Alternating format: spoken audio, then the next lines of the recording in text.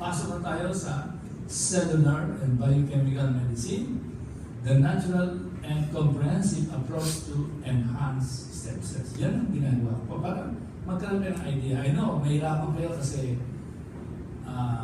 hindi mo kayo, pero nag-take naman kayo ng subjects like chemistry and biology. Remember that? Meron ba? Do you remember biology? Nakakatanda pa lang. Okay. Living, that's the principle of cellular life, and that's what I do. Organisms require the constant expenditure of energy to maintain their complex structures and processes. We need to produce energy to maintain those systems. Without energy, para ka nang magko-collapse, wala kang magagawa, wala kang ma-repair. But with adequate energy, maayos mo lahat. Okay? Central to life processes are chemical reactions that are coupled so that the energy released by one reaction serves as a substrate for the second and so on. So isang reaction mo, may energy ka, magagamit mo yung substrate sa susunod na reaction. Pag hindi ka na magano. You just become weak and die. Chemical reactions are directed along specific sequences called metabolic pathways. These reactions are catalyzed, enhanced by enzymes, protein catalysts. You know, ang role ng enzyme, kung meron kang enzyme, you can speed up repair within minutes, within days. But kung wala kang enzyme, mabuti ka ng taon-taon, wala kang repair. So paano magagaling? So we need this. Okay. Chemical reactions are directed along specific sequences called metabolic pathways. These reactions are catalyzed by enzymes, protein catalyst, enhancer, and each compound is utilized as a metabolite. Okay. The many thousands of different types of biochemical reactions within the cell do not occur independently of others. That means they are interconnected. They are rather linked together. Okay? By intricate webs of interrelationship. Lahat ng reaction ng katawan natin, interrelated yan. Okay. The total pattern of which constitutes cellular metabolism. Chemical reaction can be speeded up by increasing the average kinetic energy of the reactants through catalysts like enzymes performed by a class of protein molecules called enzyme. Without the assistance of enzymes, most of the chemical reactions of metabolism would barely proceed at all. So, pag wala kayong enzyme, ay magiging senior citizen ka na lang. Hindi ka nagagaling sa sakit mo. So you need all of these things. And that is what I supply to the patients so that they can be repaired. Okay? All nutrients must be present in the diet in order for the body to maintain basic life processes. But each nutrient has its own specific functions and relationship to the body. Okay. Nutrients act independently of other nutrients. No nutrients act independently of other nutrients. That means interrelated. And all nutrients, before they can serve their functions, undergo various changes or biochemical reactions. I'm sorry, medyo biochemistry yung usapan. Pero hindi na bali. Pupunta tayo sa pakita na po. Basically, our body needs most of the following. Enzymes. Enzymes are biological catalysts. Okay? Mapabilis. Functioning to increase the rate of chemical reactions.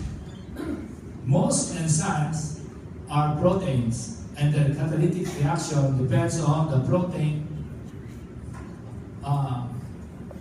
Enzymes and cofactors are ions and molecules that were removed in the purification procedure but needed for enzymatic activity. So enzymes need also coenzymes and cofactors so that they can work. Coenzymes are organic molecules that are derived from water-soluble vitamins. Certain vitamins become coenzymes, and coenzyme participates in enzymatic catalyzed reaction by transporting hydrogen ions and small molecules from one enzyme to another. Cofactors are metal ions such as calcium, magnesium, manganese, copper, and zinc. So all of this must be present. Without this, imposible na ma-repair ka. Ngayon, broad ng medical approach. Cellular and biochemical medicine offers a complete approach to enhance stem cells throughout the body. As stem cells, rapid cellular balancing, as stem cell enhancer, has the capacity to support the natural release of adult stem cells from the bone marrow, which migrate throughout the body and support the natural renewal processes of organs and tissues. Pero meron tayong diet modification. The diet should be 40% protein, 40% fats, and 20% carbohydrates. Mostly coming from fruits and vegetables. So, ang ibig sabihin nun, ang diet natin, 40-40-20. The standard diet is 60% carbo, 20% fats, and protein. It won't work. Okay, kaya nga, ayusin natin ang diet nyo, 40% fats, 40% protein, and 20% carbo. Okay. Exercise and rest, these are often forgotten. We either have enough rest and no exercise, or have enough exercise but no rest. That means kailangan meron exercise at meron rest. Rapid Cellular Balancing uses biochemical salts, major and minor minerals, enzyme cofactors, coenzymes, essential amino acids, chain breaking, and membrane stabilizing antioxidants. When you say oxidants, they damage the cell. They damage. Pag sinabi mo antioxidant, they prevent damage. Okay. To enhance the body's energy-producing metabolism in the cells, Krebs cycle and electron transport chain. There. Kailangan ma-enhance yan para gumaling tayo. Okay.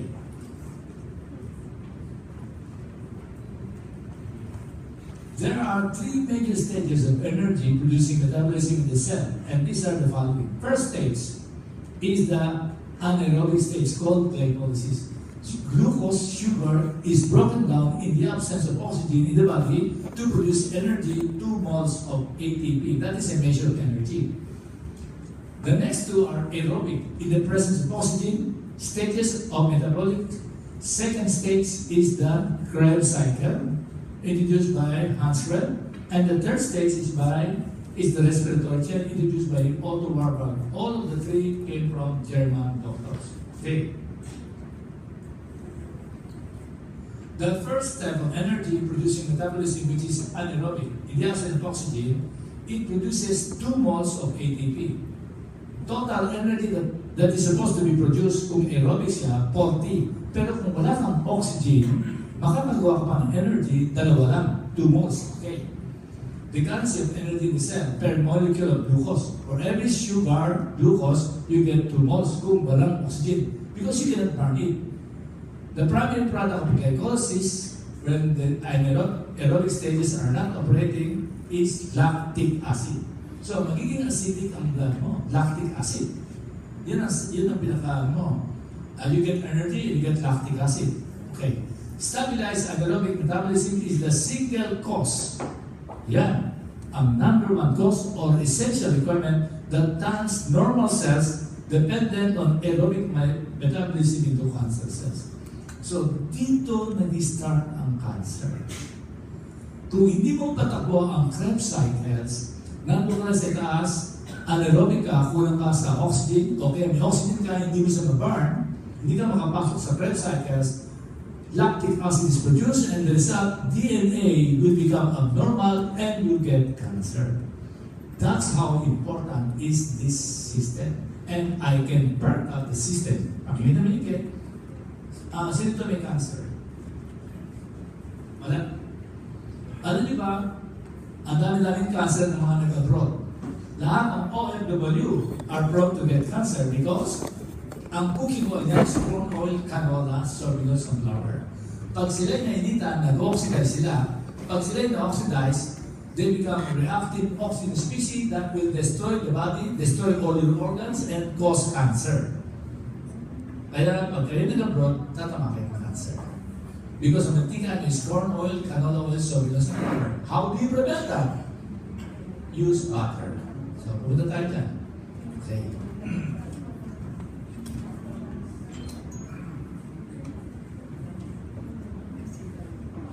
Ito na po yun.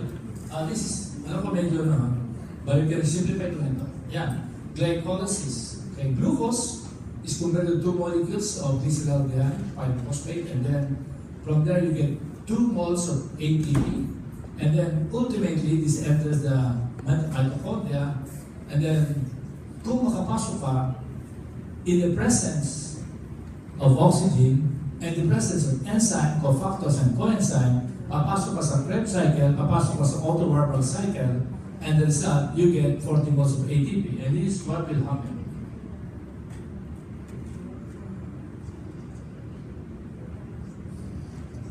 When the aerobic metabolism sequence is operational, the anaerobic stage of metabolism produces pyruvate from glucose. Yung lactic acid mo will become pyruvate, and pyruvate is then oxidized to acetyl coenzyme A, which enters the Krebs cycle. Pag nakapasok na sa Krebs cycle, ito po ang mangyayari. Unyang, napakahirap naman ito. Simple lang po ito. The primary task of the Krebs cycle is to produce NADH and phthalate. Including adenylate. Ito is flavin from vitamin B2, ito man is from vitamin B3. As feed for the respiratory chain, along with the release of the carbons and carbon dioxide. It also produces key biochemical feedstocks required for the further synthesis of a variety of biochemical essential for cellular metabolism. Fourth step and fifth step and ninth step in the cycle, you can produce 16 essential biochemicals. And the ninth step, oxaloacetate, essential biochemicals, non-essential amino acid. I wish for you to understand this sa susunod na slide, okay? Yeah. The citric acid cycles, okay? Amino acids are produced organic compounds that combine to form protein. Okay. Ang isang protein molecule is, when broken down completely, will lead to amino acid. Thousands of amino acids. Now, there are 2 types of amino acid. 8 are essential and 14 non-essential. And we need 8 essential plus 14 non-essential. 8 plus 14 equals 22 amino acids. You need 22 amino acids to produce stem cells. Without stem cells, hindi ka makaka-repair. So we need 22 amino acids to repair the human body, to produce stem cells, and to produce antibodies against cancer, hepatitis, HIV. So that means when we enhance the stem cells, you can fight all diseases. Hindi ka natatakot sa Zika virus. Okay? And yan ba yun? Hindi ka natatakot sa Zika virus. Bakit? Na-enhance ko ang stem cells mo. You can fight all diseases. Kaya sa kliniko, yung mga Hep B, nobody gets the Hep B throughout Asia except in my clinic. Ganong kabilis. Because of this operation. Pag na-produce na lahat ng essential at non-essential, then they combine to produce antibodies against cancer, Hep B, HIV, and so on. Naintindihan mo ba? And we need 8 essentials to produce the non-essential. Pag kulang ka sa 8 essential, you cannot produce the non-essential. So, ang protein mo magiging basura, magiging uric acid. Ngayon, anong pagkain ang mataas ang kanyang essential amino acid? Anong essential? MIL-PTTP, acronym, MIL, methionine, acidusin, leucine, lysine, phenylalanine, threonine, tryptophan, if the food that you have eaten has all the essential amino acids, then you will produce the non-essential, ayan, dami-dami yan. And the result, the food that you have eaten will become protein in the body, it will convert to stem cells, it will convert to antibodies against all diseases. Maganda po ba? This is something rather new, and this is not been revealed to doctors yet. Okay? Kasi nagturo ko ng biochemistry sa calcium. Nagturo ko ng anatomy, histology, nagturo ko ng physiology, pharmacology, microbiology, so lahat na nangyayari sa katawan ng tao, pinagdalaman ito. So I know what is going on in the body of my patients. Now, regarding the food, sa lahat ng natural food, ano pinakamataas ang biological value or protein quality? Number 1 is egg, 100. So with egg, you can find all diseases. That's why I remember when we were young, kami nagkasakit, bibigyan kami ng hilaw na itlog. Umuka mo, ayan, inom ka ng hilaw na itlog, ihalo pa sa salsi. Within 2 days, magaling ka na. Because their role is anti-virus, anti-cancer. Ganun pa lang egg. And yet, everybody went against egg. The result, tumaas ang siya ng cancer, heart attack, and stroke. Because of the wrong teaching about low fat, low cholesterol, the result was disastrous. Ano nangyari with the low fat, low cholesterol? In America, the lifespan of America is 77. The lifespan of doctors in America is only 57. And the highest incidence of suicide throughout the world is among doctors. 400 doctors commit suicide because of the wrong teaching about the diet. Low fat, low cholesterol. They rebelled against it. That's dangerous. Okay. So next. Amino acids are organic compounds that combine to form proteins. When proteins are digested, amino acids are left. The human body requires 22 amino acids to grow and break down, but only 14 can be produced within the body, non-essential. Whereas the other non-essential amino acids must be obtained from the diet. Highest biological value of all foods, number 1 is egg, 100. Number 2, full cream milk, not fat, full cream milk, 90. Number 3, fish with scales. Sabi ni Lord, in the river, the sea, eat only fish with fins and scales. 83, okay pa. Number 4, ruminants, baka, kambing, kalabaw, 80. Bawal po ang baboy, sabi ni Lord, Isaiah 66 verse 17. Don't make yourself abominable by eating rats and pork. Bawal po ang baboy. Pag kumain ka ng baboy, parang kumain ng daga sa mata ng Diyos. Dangerous. Then after that, fowls, duck, turkey, chicken, 79. And after that, soybeans, 72.8. Soybean lacks 1 essential amino acid. There are 8 essential. Soybean has only 7. Kulang siya ng methionine. So soybean protein will not become body protein. It will not become stem cell. It will not become antibodies. It will become basura or uric acid. And the uric acid will damage your joint and damage your kidney, and the result is kidney failure. Naintindihan mo ba? Bakit ang dami namamatay sa Africa? Sa Zika virus, sa dengue virus, and so on? Because sa hirap nila, hindi man lang sila makakain ng itlog. At dahil sa pinagbabawal ng itlog, wala rin bumibili ng itlog. Di ba takot na takot kayo sa itlog, di ba? Ako, I eat plenty of egg. 3 eggs sa meal, tapos meron mga leche na. Kaya sabi mga classmate ko, Robin,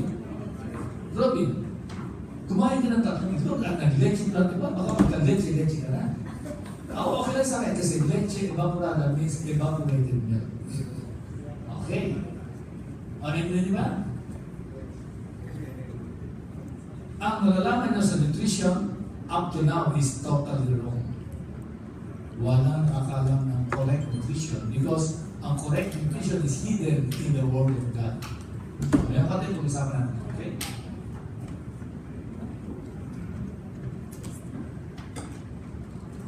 Amino acids. There. Pag nakagawa ka na ng complete amino acids, they are precursors of purines and pyrimidines para makagawa ka ng normal DNA. Pag ang DNA mo is abnormal, the result is cancer. So we need na mapatakbo natin ang Krebs cycle para makagawa ka ng mga kailangan mong amino acid to produce. Sphingosine comes from serine, sphingolipid. Histamine, a very powerful vasodilator derived from histamine, to open up the blood vessel para ito ng stroke, heart attack. Tyrosine is a precursor of the hormone thyroxine. Okay? Epinephrine and melanin. Sa thyroid hormone, epinephrine and melanin. Tryptophan is a precursor of the serotonin. Okay? Saan ginagamit ng serotonin? To make you relax. Pag kulang ka, pag hindi na ako patakbo ang Krebs cycle, hindi ka rin makagawa ng mga ito. Okay? Glutamine, cysteine, and glycine are precursors of glutathione. And glutathione is a master antioxidant. Pag ikaw kumain ng corn oil and also receptor, at nainita niyan, example, a study was done in New English Journal of Medicine. Okay? Mga animals, they were painted with azodine, AZO. Okay? One set, pinakain ng corn oil canola na hindi nainitan. Yung isang set, pinakain ng corn oil or canola na pinagluto ng French fries. Alam niyo yung French fries, di ba? Yung kumain ng hindi nainitan, walang nagka-cancer. Yung kumain ng pinagluto sa French fries na corn oil canola, 50% developed cancer. Okay? Based on that study, it's too dangerous to eat this kind of oil. So I replace that with butter. I would tell to you, for 15 years na, mag-15 years I'm using butter, bata. Cooking oil, kulbo. Cooking oil, kulbo, butter, bata. Kung siya naka-wrinkles kayo, cooking oil. Kung naka-butter kayo, may stress ang skin. Kasi under the skin, meron tayong tinatawag na subcutaneous tissue. And that subcutaneous tissue is saturated fat. Pag kumain ka ng corn oil canola, hindi siya saturated, makukulubot ka. Pag saturated fat, may stress ang skin mo. Okay?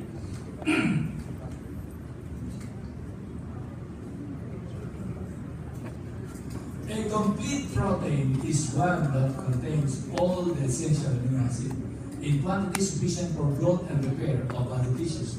Most proteins from animal sources contain not only all the essential amino acids but also some of the non-essential as well as those considered complete proteins. So that means, kung ikaw ay vegetarian, you don't get complete protein. You have a problem. Kaya mas maganda ba kumain ka na ng karne? Hindi naman pinagbabawal ni Lord yan. Okay? Pero bawal lang taboy. At sa dagat, ang pwede lang is the microskies. In the river and the sea, ito only fish with fins and scales. Remember, our topic is stem cell enhancing and biblical diet.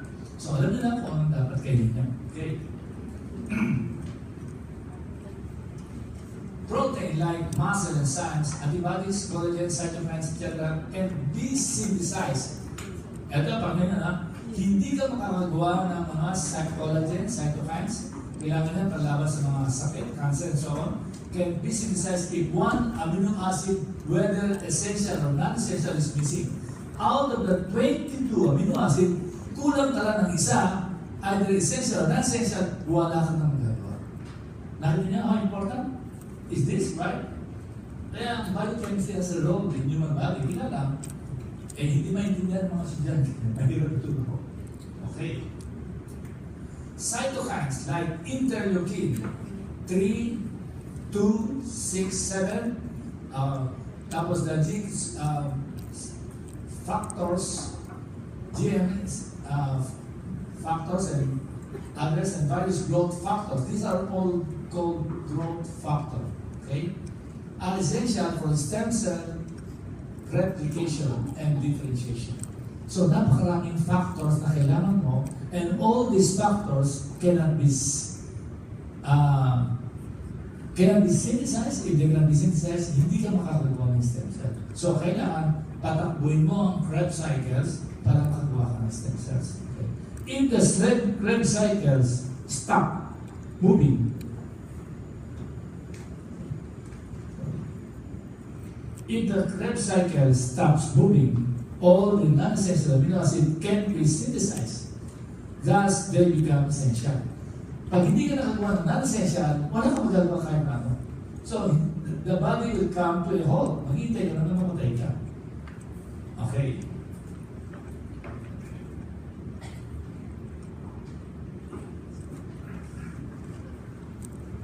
Okay, this is the Krebs cycle. Ito yan.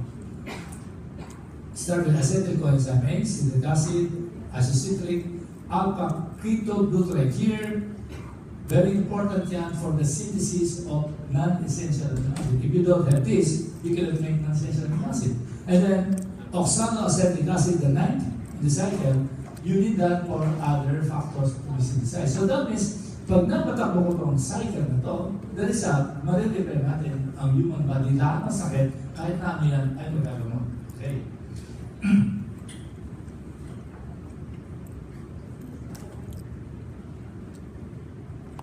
Citric acid or Krebs cycle. Each step of the 9-step sequence requires its own special enzyme. Both catalyze the reaction as well as those that control the rate of each reaction so that they operate in a coordinated manner. Removal of an essential enzyme or damaged genes essential for the production of different essential enzymes necessary for any of the steps will cause the entire sequence of aerobic metabolism to shut down, subjecting the cells to too little oxygen and thus cancer is developed. That's why, nasasyak ako bakit yung mga stage 4 cancer ko ay gumagaling. Bulag na, tatanaw mo na, gumagaling, nakakakita na. Kasi nakapatakbo ko ang Krebs cycles by using the scientific contribution of 3 German doctors. Actually, I would say, kinopya ko lang yan. Kasi tayo mga Pilipino, mostly naman tayo mongopya. Pero pinagsama-sama ko ang kanilang talent at yun ang ginagamit ko ngayon. Okay?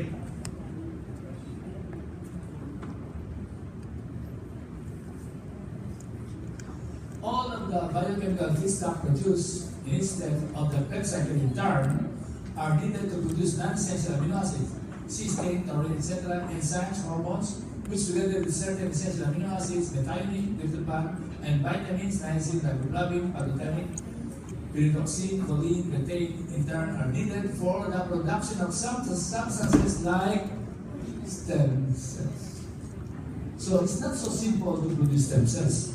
Once you know the technique, makakagawa ka ng maraming stem cells needed for the repair and maintenance of muscle and organ tissue, connective tissue, cartilage and bones, nerve tissues like myelin sheath, production of neurotransmitter like acetylcholine, dopamine, GABA, gamma-aminobutyric acid, adrenaline, etc. Production of antibodies against virus, bacteria, fungi, and parasites, and the production of antioxidant system. Glutathione, peroxidase, superoxide dismutase, catalase, thioredoxin, carnosine, etc. This is what we call the electron transport chain, contributed by Otto Warburg. Okay. The respiratory chain consists of 4 enzymes, complexes, okay. And the subjects needed are coenzyme Q10 and cytochrome C. So, pag napatakbo ito, you can produce enough energy to maintain the human body. Okay? Next.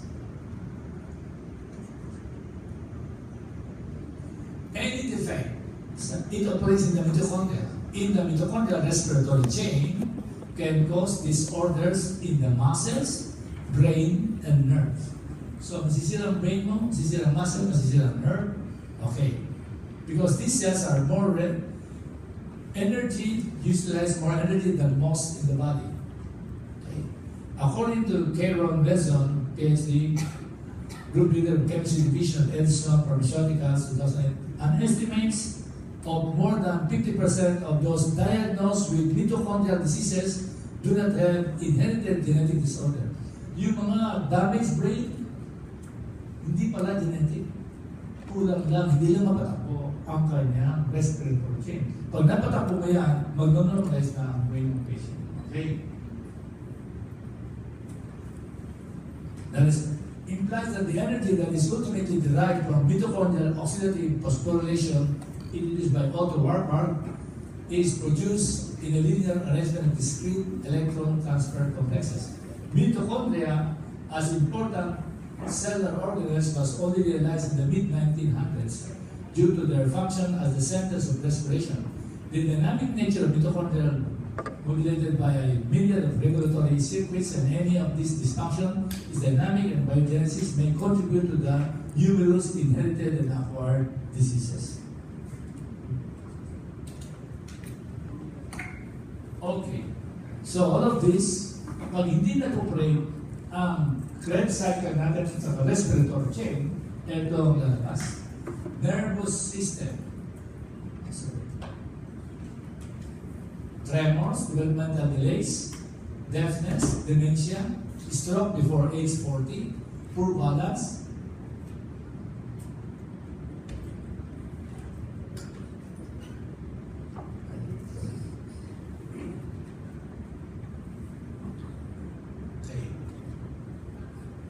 problems with peripheral nerves. The heart will weaken, cardiomyopathy, hindi siya makakabomba. So you get heart failure, mamamansin ka. Liver failure. Okay? Uncommon except in babies with mitochondrial DNA. Kidneys, Fanconi syndrome and kidney failure. Okay? Eyes, blindness, sense of skeletal muscles, weakness, digestive, all reflux disease. So all of these problems can be addressed by just moving the Krebs cycle and the electron transport chain. Naintindihan niyo po ba? I know it's a little biochemistry, pero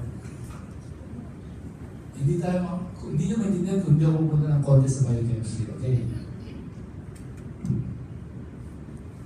In the respiratory chain, the following chemical compounds are found in RCB. Ginagamit ito could affect the dynamic nature of mitochondria through modulation of its various regulatory circuits. Okay.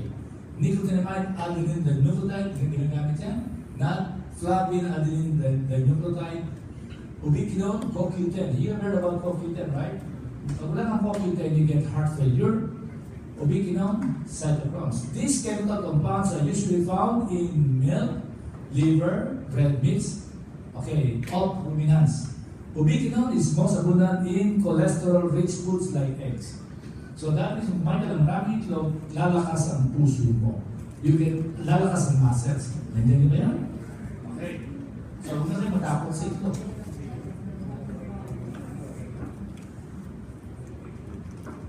Inadequate intake of eggs, milk, okay, meats of ruminants can lead to deficiency of the chemical compounds necessary to modulate the electron transport chain, a redox reaction that transfers electrons from an electron donor to an electron acceptor. Inhibitors of oxidative phosphorylation are certain antibiotics. So, what will cause the damage to our body? Antibiotics. Penicillin, antimycin, cyanide, amygdalin, or latril. Yung nandito yung vitamin B17, and that is latril. Okay? And that will lead to cyanide in the body and it can kill you. Cyanide, ano yung cyanide? They come from grapeseed. Have you heard about grapeseed? Yeah, ang dami na pong namatay dyan. Baka susunod na kayo. Totoo ko yun, hindi ako nabigro. Okay, so at least alam nyo na. Kasi, ginagamit nila ang grapeseed, wala silang biochemical principles. Okay? Pag ginamit nila, hindi tatakbo ang electron transport chain, para ka na cyanide poisoning. Okay, hindi ba? Barbiturates, sodium amytal, and cholesterol-lowering drugs because they block CoQ10 production. That means kung iti-take ng cholesterol-lowering drug, baka matebo ka. Hindi tatakbo ang respiratory chain mo. So you can produce energy for the heart, and you die because of heart failure. And hindi po yan. I'm sorry to say, but that is the truth. Okay. How does RCB, stem cell enhancer, operate? RCB enhances the second stage of energy production, Krebs cycle or citric acid cycle. Answer. And the third stage, the electron transport chain or respiratory chain, auto-warmer. Pag napatak mo yan, okay na. Okay? Parang kang teenager. Kaya yung ating pasyente ko na senior citizen, nagmamarathon siya, hindi na siya na-bypass, pero nagmamarathon siya 80 kilometers. At nandun siya sa, napapanood nyo? Milo. Kaya, tinatakbo nyo, by the miles. Milo. Okay. William Schuller introduced the major minerals which are needed for the Krebs cycle to move. Ginamit ko yan, pero mahina po. Kasi sa kanya pa lang. So, dinagdag ko yung dalawa. But minor minerals, enzymes, cofactors, and coenzymes are needed to fully empower the Krebs cycle and the electron transport chain or respiratory chain auto-Warburg's contribution. Thus, combining the scientific contribution of the three German doctors, Dr. William Schuller, Dr. Otto Warburg, and Hansfeld, the result is rapid cellular balancing, which is stem cell enhancing. Rapid cellular is able to exponentially speed up repair due to its stem cell enhancing capability. Okay, naintindihan niyo po, ano? Kahit na medyo malalim mga yung sasabi. Okay? Dr. Minster says, stem cells are the most powerful cells in the body. Yeah. Wala nang tatalo sa stem cells. They're the most powerful cells. Stem cells will travel to any area of the body that has been compromised or damaged and turn into healthy cells. As a child or a young adult, your body automatically releases stem cells whenever you injure yourself. Okay? You heal so fast kung bata ka. But after about age 35, we don't heal as fast. Sino to? Age 35 or higher. Mabagal na ang healing natin. Okay? We don't heal so fast because the stem cells aren't released the same way. Stem cell nutrition helps all of us heal our bodies. Stem cell enhancing is the organic and all-natural way to stimulate the bone marrow to release adult stem cells into the bloodstream. And that is through these principles of